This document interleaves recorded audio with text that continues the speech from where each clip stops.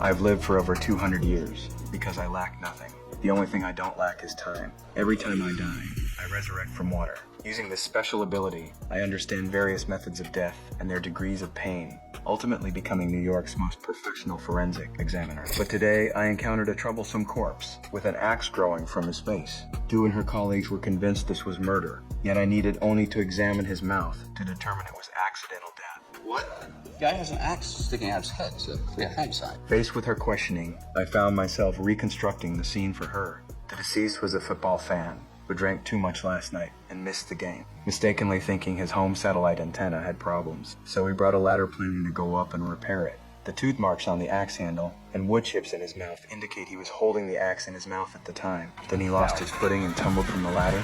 A microscopic spinal fractures confirming he landed on his back. At that precise moment, the axe he dropped happened to slide from the roof and strike his head. The most elegant way to go, but accidental nonetheless. Wow, that's the official man of death in the argue. Although this deceased died by accident, I discovered that the nearby female corpse that seemed like suicide was actually homicide. Joe couldn't grasp my meaning. The victim had undoubtedly leaped from the bridge, and there was even a driver serving as witness. Yet I had compelling reasons for suspicion. I found paint fragments in the corpse's fingernails, and this type of paint hasn't been used since 1976.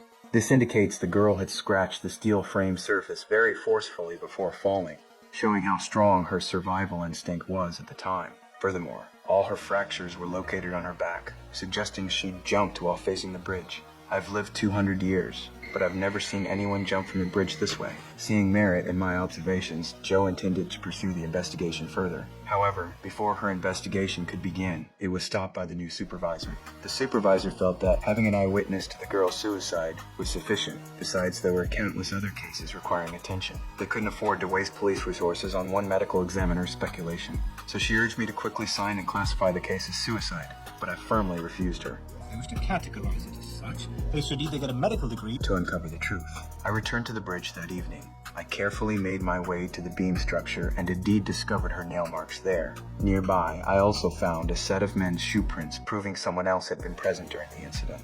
The moment I looked up, I spotted a safety buckle secured in the shadows. Just as I pried the buckle free, I suddenly lost my footing. Fortunately, I managed to grasp the steel framework and pull myself back to safety. This discovery only reinforced my conviction that the girl hadn't committed suicide. But just as I was preparing to ride my bicycle home, the safety buckle suddenly slipped and fell to the ground.